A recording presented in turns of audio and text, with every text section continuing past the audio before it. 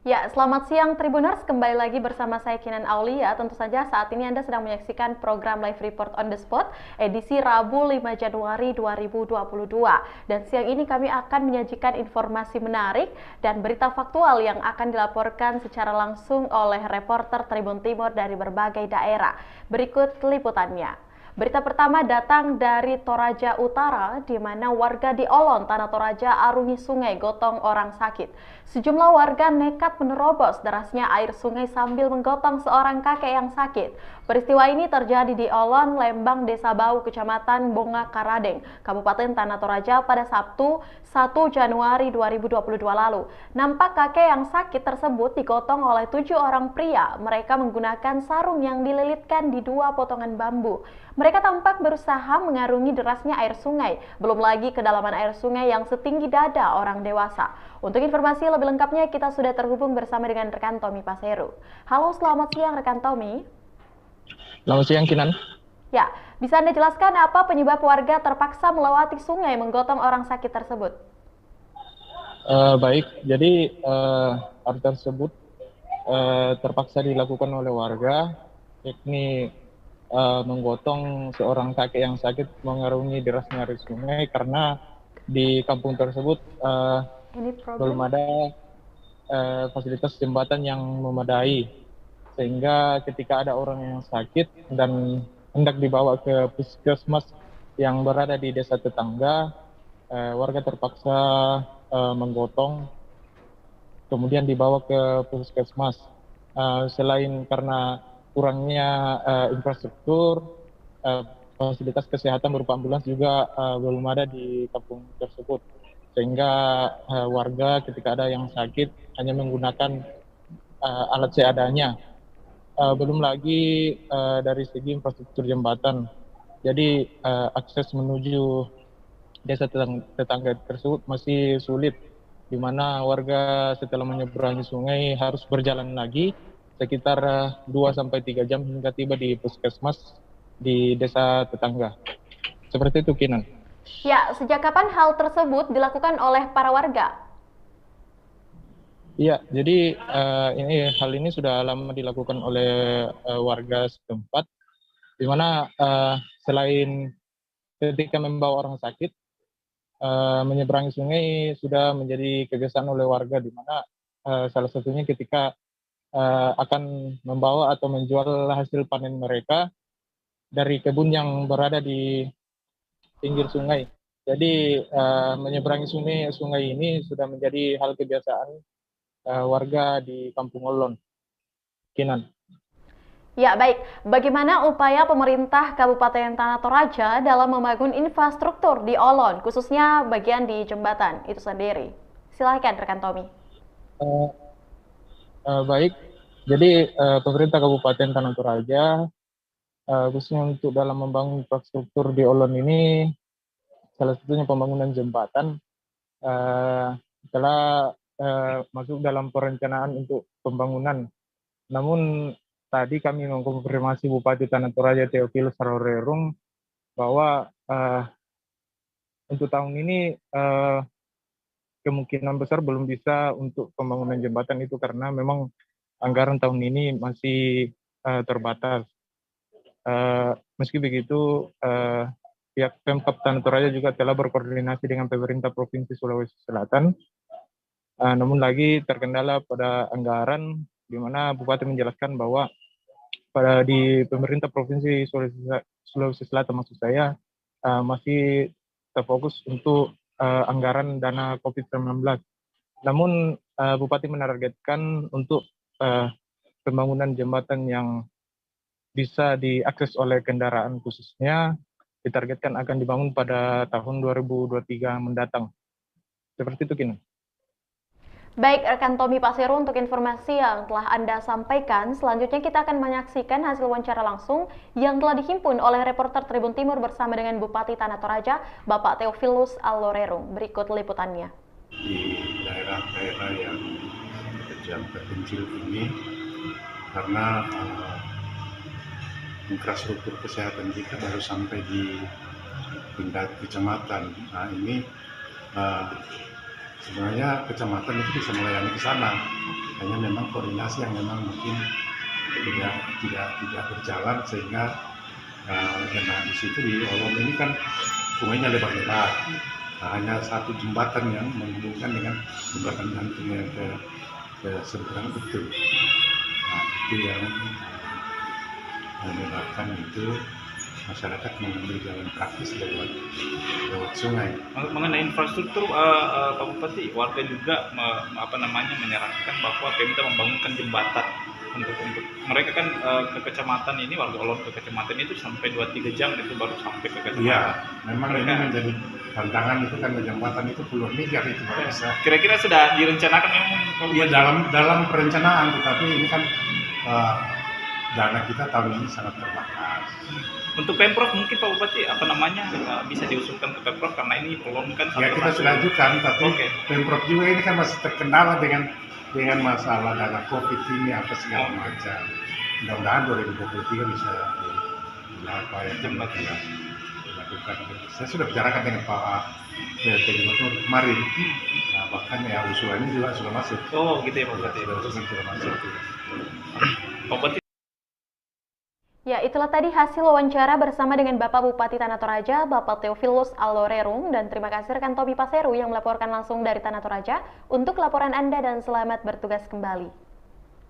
Baik Tribuners, kita melangkah ke informasi selanjutnya di mana Bosowa Education gelar media gathering seusai jeda berikut.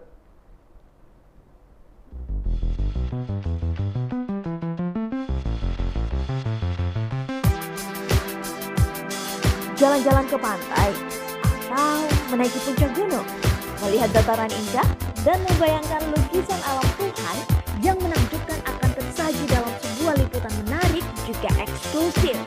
Ikuti perjalanan saya menuju destinasi paling epik di Sulawesi Selatan, hanya di Wisata Virtual Tribuners.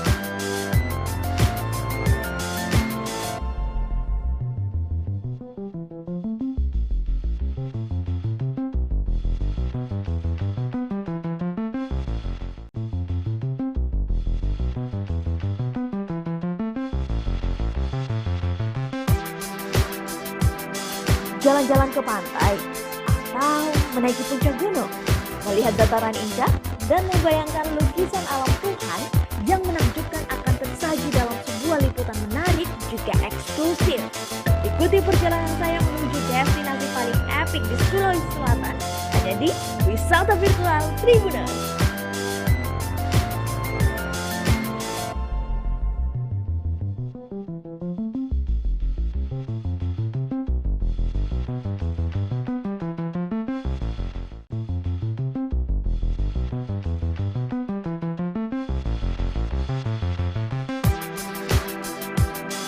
Jalan-jalan ke pantai, atau menaiki puncak gunung, melihat dataran indah, dan membayangkan lukisan alam Tuhan yang menakjubkan akan tersaji dalam sebuah liputan menarik juga eksklusif. Ikuti perjalanan saya menuju destinasi paling epik di Sulawesi Selatan, hanya di Wisata Virtual Tribuners.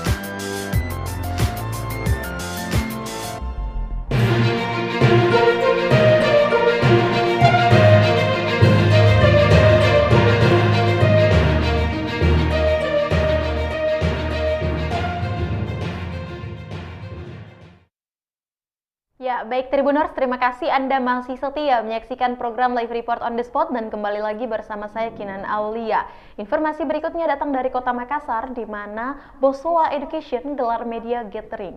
Bosowa Education dan unit Universitas Bosowa atau New Bos Politeknik Bosowa, Bosowa School Makassar, Sekolah Alam Bosowa menggelar media gathering. Media gathering ini digelar di Sekolah Alam Bosowa, tepatnya di Jalan Danau Tanjung Bunga, Kota Makassar, Selasa 4 Januari 2022 sore hari.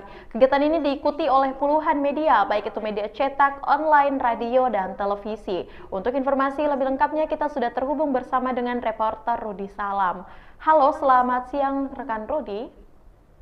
Halo, selamat siang rekan Kinan di studio. Ya, baik. Bisa Anda jelaskan bagaimana keseruan media gathering Bosowa Education yang berlangsung? Ya, baik rekan Kinan di studio. Seperti kita ketahui bahwa Bosowa Education di bawah naungan Yayasan Aksa Mahmud bersama dengan 4 unitnya yakni Universitas Bosowa atau Unibos, Politeknik Bosowa atau Polibos, Sekolah Alam Bosowa Makassar, dan Sekolah Alam Bosowa School menggelar media gathering. Media gathering ini digelar secara langsung ataupun tatap muka tepatnya di Sekolah Alam Bosowa, Jalan Danau Tanjung Bunga, Kota Makassar sore hari kemarin. Media gathering ini diikuti oleh puluhan wartawan dari berbagai media, baik itu media online, media cetak, radio, hingga pun media televisi. Kegiatan media gathering digelar dengan tetap memperhatikan protokol kesehatan yang secara ketat, di mana para peserta ataupun tamu yang hadir diwajibkan untuk menggunakan masker dan juga pastinya diwajibkan untuk menjaga jarak. Nah, hadir pula dalam kesempatan itu jajaran ataupun pimpinan dari berbagai unit di Bosowa Education, di mana keseruannya memang sangat seru karena terdapat juga pembagian door prize juga kepada rekan-rekan media yang hadir. Kemudian dilanjutkan dengan pemaparan materi ataupun sambutan singkat dari jajaran pimpinan dari Bosowa Education, serta acara terakhir yakni foto bersama dan juga makan bersama oleh jajaran antara media dan juga jajaran dari pimpinan Bosowa Education. Kinan. Ya, baik. Apa tujuan media gathering tersebut? Ya, Kinan, memang media gathering ini dalam sambutannya Bapak PLT Ketua BPH Yayasan Aqsa Mahmud, dalam hal ini Asrul Hidayat mengatakan bahwa media gathering ini bertujuan untuk menjalin silaturahmi antara jajaran ataupun pimpinan dari Bosowa Education bersama dengan media, karena menurutnya media sangat berperan penting dalam pengembangan Bosowa Education bersama dengan unit-unitnya yang saya sebutkan tadi, ada Unibos, Polibos, Bosowa School, hingga Sekolah Alam Bosowa Kinan. Ya, apa pesan-pesan pimpinan Bosowa Education kepada media khususnya, rekan Rudi? Ya, Kinan, menariknya memang dalam kesempatan itu diwakili oleh salah satu unit Bosowa Education, ada Rektor Universitas Bosowa, Prof. Saleh, di mana Prof. Saleh mengatakan bahwa media adalah salah satu unsur ataupun bagian yang terpenting dalam pengembangan Unibos. Bahkan disebutkan Prof. Saleh bahwa Unibos tak akan berkembang jika tak ada peran media yang di dalamnya.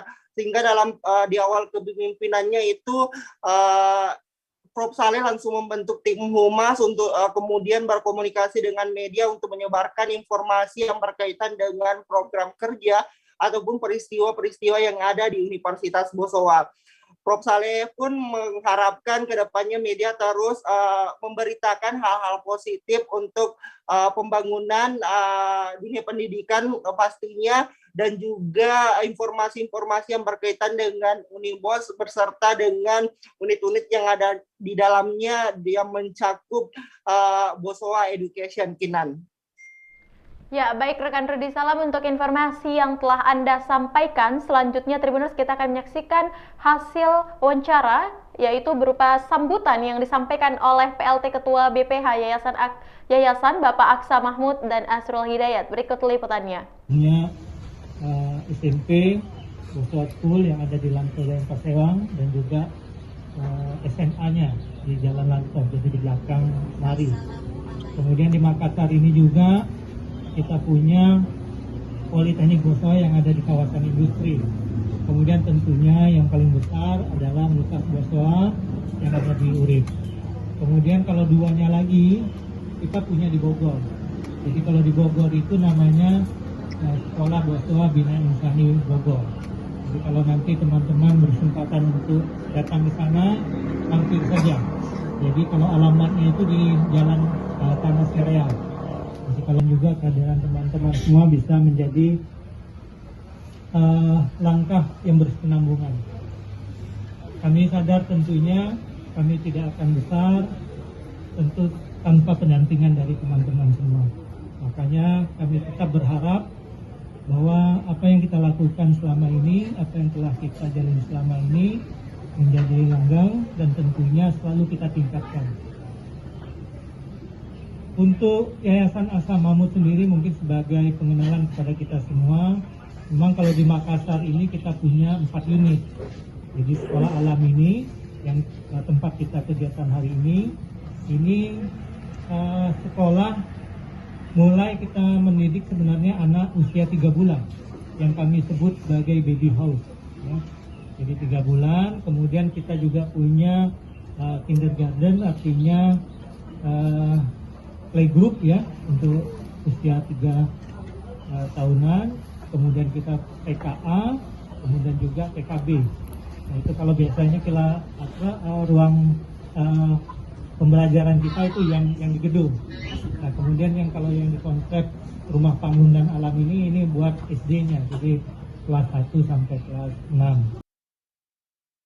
Ya, itulah tadi sambutan dari PLT Ketua BPH Yayasan, Bapak Aksa Mahmud, dan dilanjutkan oleh Asrul Hidayat. Dan terima kasih rekan Rudi Salam untuk informasi yang telah Anda sampaikan langsung dari Kota Makassar, dan selamat bertugas kembali. Baik, Tribuners, kita melangkah ke informasi berikutnya. Jangan kemana-mana seusai jeda berikut.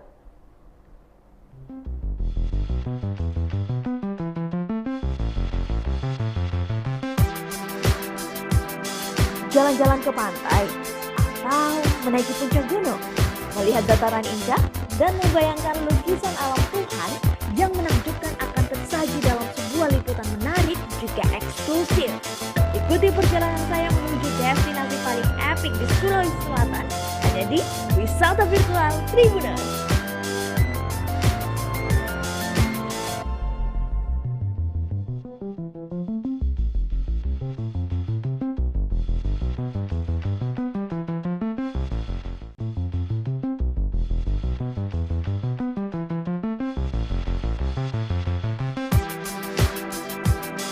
Jalan-jalan ke pantai atau menaiki puncak gunung, melihat dataran indah dan membayangkan lukisan alam Tuhan yang menakjubkan akan tersaji dalam sebuah liputan menarik juga eksklusif. Ikuti perjalanan saya menuju destinasi paling epik di Sulawesi Selatan, hanya di Wisata Virtual Tribuners.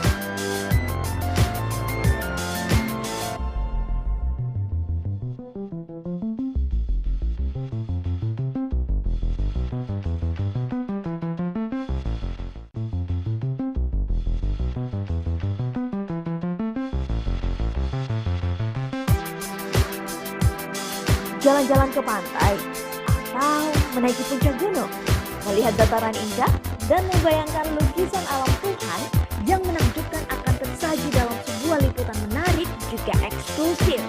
Ikuti perjalanan saya menuju destinasi paling epik di Sulawesi Selatan, hanya di Wisata Virtual Tribuners.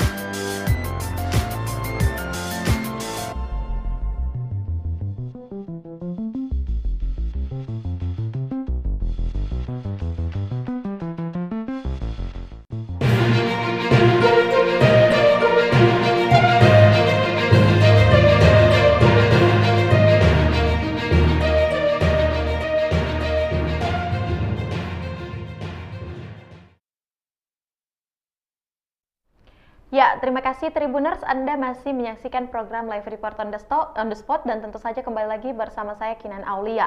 Informasi berikutnya datang dari Bone, di mana harga sembako mulai stabil di Bone, Sulawesi Selatan.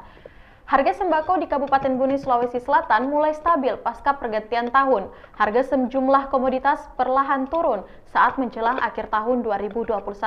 Harga sembako malah melambung tinggi. Untuk informasi lebih lengkapnya kita sudah terhubung bersama dengan reporter Kasdar. Halo, selamat siang rekan Kasdar. Selamat siang, Kinan. Bisa Anda jelaskan bagaimana saat ini untuk stabilitas harga sembako?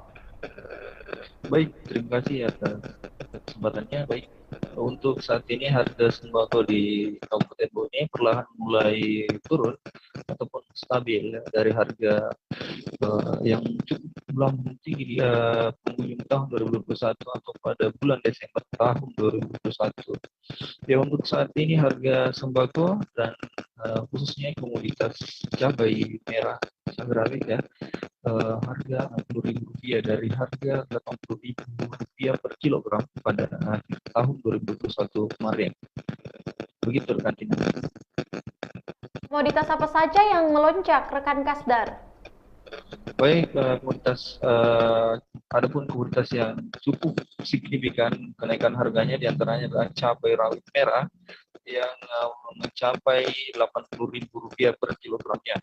Kemudian ada juga cabai besar merah dari harga Rp20.000 menjadi Rp60.000. Namun saat ini sudah normal perlahan turun kembali yaitu Rp60.000 per kilogram.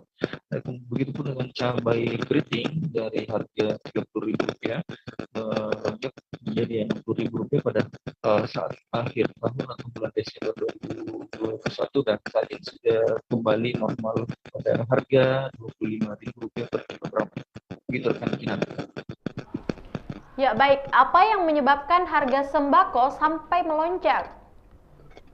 Baik, rekan Kinan, ada beberapa faktor yang menyebabkan harga sembako ini ataupun komoditas tertentu ini yang menyebabkan harganya begitu mahal ataupun tinggi ya pada akhir bulan Desember kemarin. Yang pertama itu karena permintaan pasar yang begitu banyak, kemudian sehingga stok di pasar itu berkurang, dan kemudian juga ketersediaan barang ini berkurang karena disebabkan oleh cuaca yang saat ini masuki musim hujan, begitu rekan Kinan. Ya, baik rekan Kasdar untuk informasi yang telah Anda sampaikan. Selanjutnya Tribuners, kita akan melihat hasil wawancara langsung yang telah dihimpun oleh reporter Tribun Timur bersama dengan Ibu Dahlia selaku pedagang sayur di Pasar Sentral Kabupaten Bone. Berikut liputannya. Harga normal. Ya, ini cabai. Ini cabai, ini saja yang paling tinggi harganya. Kalau ini apa? Enggak jadi tomat.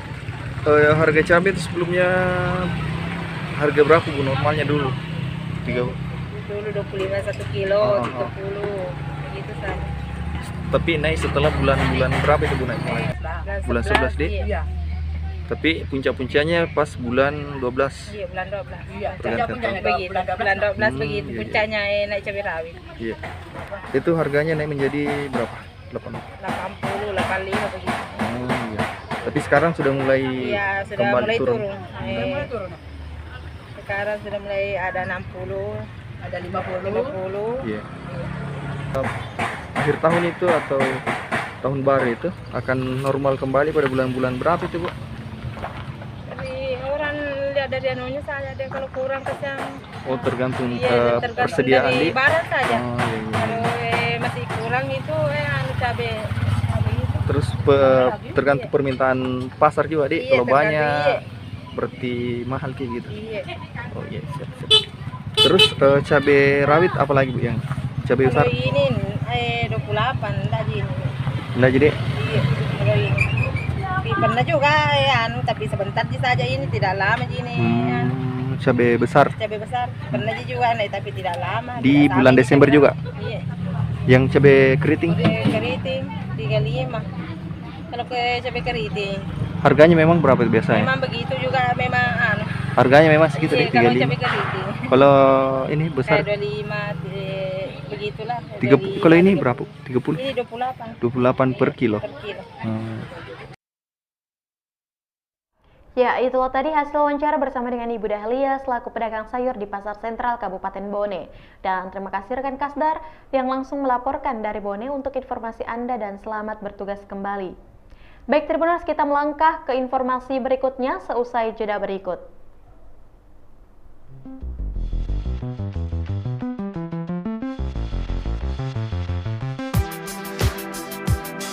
Jalan-jalan ke pantai atau menaiki puncak gunung, melihat dataran indah dan membayangkan lukisan alam Tuhan yang menakjubkan akan tersaji dalam sebuah liputan menarik juga eksklusif.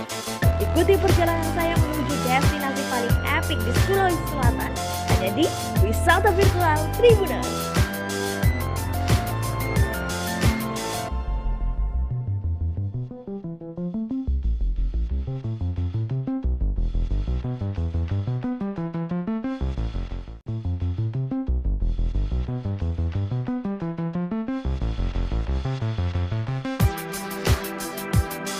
Jalan-jalan ke pantai atau menaiki puncak gunung, melihat dataran indah dan membayangkan lukisan alam Tuhan yang menakjubkan akan tersaji dalam sebuah liputan menarik juga eksklusif. Ikuti perjalanan saya menuju destinasi paling epik di Sulawesi Selatan, hanya di Wisata Virtual Tribuners.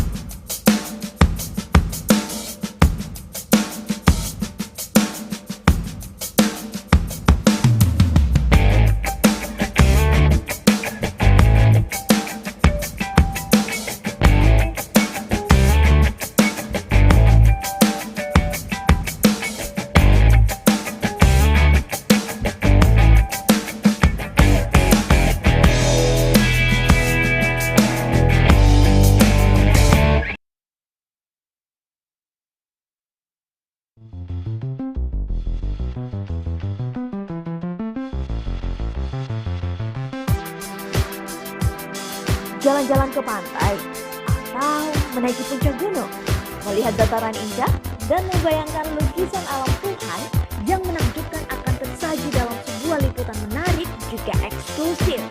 Ikuti perjalanan saya menuju destinasi paling epik di Sulawesi Selatan, hanya di Wisata Virtual Tribuners.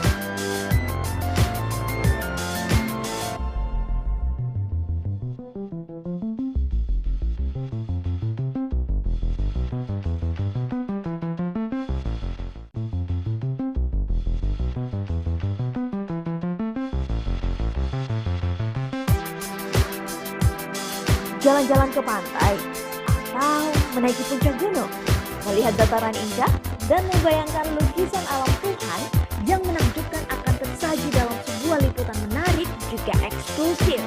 Ikuti perjalanan saya menuju destinasi paling epik di Sulawesi Selatan, hanya di Wisata Virtual Tribuners.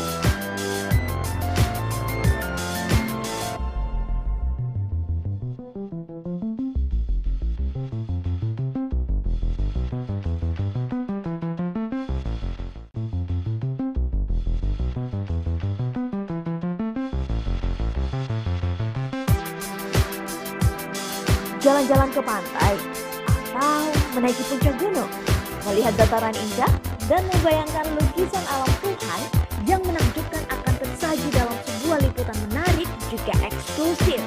Ikuti perjalanan saya menuju destinasi paling epik di Sulawesi Selatan, hanya di Wisata Virtual Tribuners.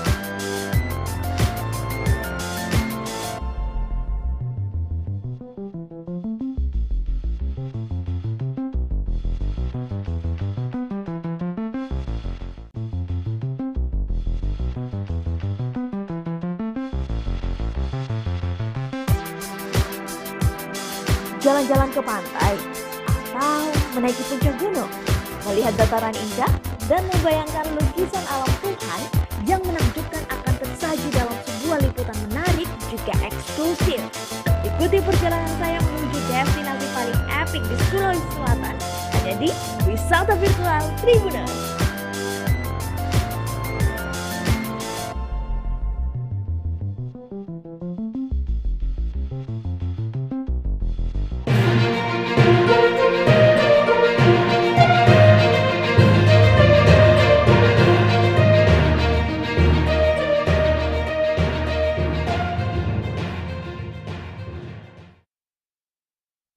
Ya, baik Tribuners, terima kasih Anda masih setia menyaksikan program Live Report on the Spot dan tentu saja kembali lagi bersama saya Kinan Aulia. Informasi berikutnya datang dari Kabupaten Sinjai di mana mahasiswa desak PMD cabut surat edaran larangan warga memilih di Pilkades jika tak ikuti vaksin.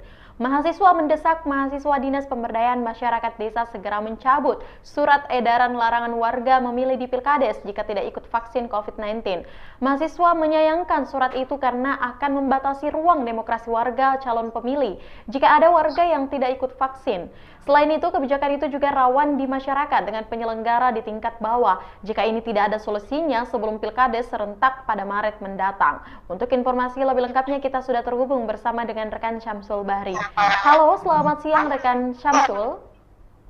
Halo, selamat siang Mbak Ina Aulia di Studio Tribun Timur, Makassar. Ya, baik. Bisa Anda jelaskan apa alasan mahasiswa meminta mencabut surat edaran dari PMD? Silahkan. Ya, baik Ina Aulia di Studio Tribun Timur, bahwa baru saja mahasiswa dari berbagai kampus di Kabupaten Sinjai melakukan aksi unjuk rasa di depan Dinas Pemberdayaan Masyarakat Desa di Kabupaten Sinjai.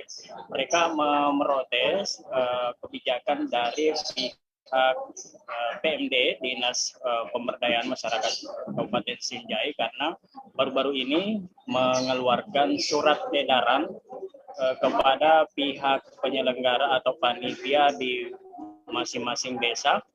Ada ada sekitar 30-an desa yang akan menyelenggarakan pemilihan serentak, dan itu nantinya para masyarakat yang memiliki hak pilih tidak diperkenankan menggunakan hak pilihnya jika tidak memiliki sertifikat vaksin atau telah mengikuti vaksin, seperti itu Mbak Ina Aulia.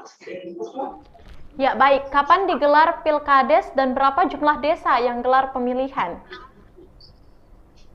Ya. Bagaimana Mbak Ina Aulia? Baik, kapan digelar Pilkades dan berapa jumlah desa yang akan menggelar pemilihan?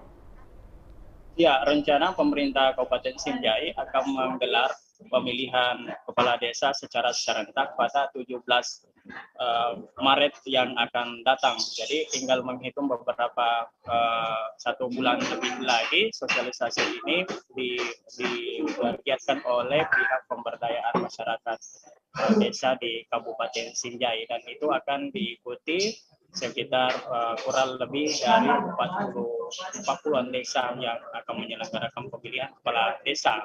Seperti itu Mbak Ina Aulia. Ya, baik rekan. Selanjutnya bisa Anda jelaskan apa sikap Dinas PMD Sinjai soal desakan yang terjadi?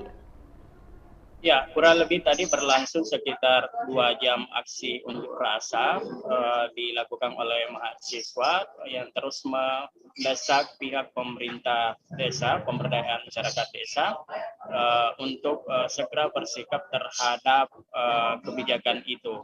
Namun hingga mahasiswa mengakhiri aksinya, pihak pemberdayaan desa Kabupaten Sinjai belum bisa mengambil keputusan terhadap desakan itu, karena masih mereka akan konsultasikan ke pihak pimpinan mereka, yakni ke pihak sekretaris daerah dan bupati Kabupaten Sinjai, sehingga belum bisa mencabut surat edaran itu. Seperti itu Mbak Tina Aulia. Namun mereka menjanjikan bahwa dalam waktu dekat ini akan mengkaji kembali surat edaran itu, apa solusi yang paling tepat yang akan dilakukan oleh mereka, sehingga tidak berpotensi menimbulkan polemik nantinya dan juga berpotensi menimbulkan kegaduhan atau potensi konflik di antara masyarakat di calon pemilih dengan panitia penyelenggara yang ada di desa Tina Aulia.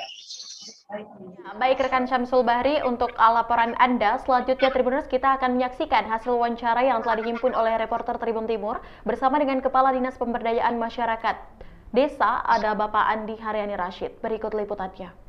Kami selaku Dinas PMD tentunya bisa menyampaikan apa yang menjadi pertanyaan daripada adik-adik sekalian. Sekali lagi, kami atas nama pemerintah Kabupaten Sinjai dalam hal ini Dinas PMD menyampaikan selamat datang dan apresiasi kami yang anak-anak kami, bisa juga kami katakan anak kami, karena inilah kami harapkan untuk membantu nantinya ketika pelaksanaan Pilkades nantinya, supaya pelaksanaan Pilkades nantinya yang akan dilaksanakan pada tanggal 17 Maret itu bisa berjalan dengan lancar. Itu tentunya harapan kami. Kemudian terkait dengan apa yang menjadi pertanyaan daripada diri sekalian, tentunya kami selaku instansi teknis ya, terkait dengan penyampaian kepada seluruh teman-teman kami PPKD yang ada di desa terkait dengan vaksin. Gitu. Hal ini kami menyampaikan kepada adik-adik permohonan maaf. Oleh karena kami melihat, kami mempedomani, kami mendasari terkait dengan peraturan Presiden nomor 14 tahun 2021 pada pasal 13A, di mana di dalamnya dikatakan bahwa pada ayat 2 dikatakan bahwa setiap orang yang telah ditetapkan sasaran vaksinasi itu wajib divaksin. Vaksin kan ada screening gitu. Kita ditanya-tanya apakah ini layak atau tidak gitu. Kalaupun tidak layak divaksin itu kan ada surat keterangan yang dikeluarkan, oleh dokter ahli gitu. Jadi minta maaf kepada teman-teman sekalian.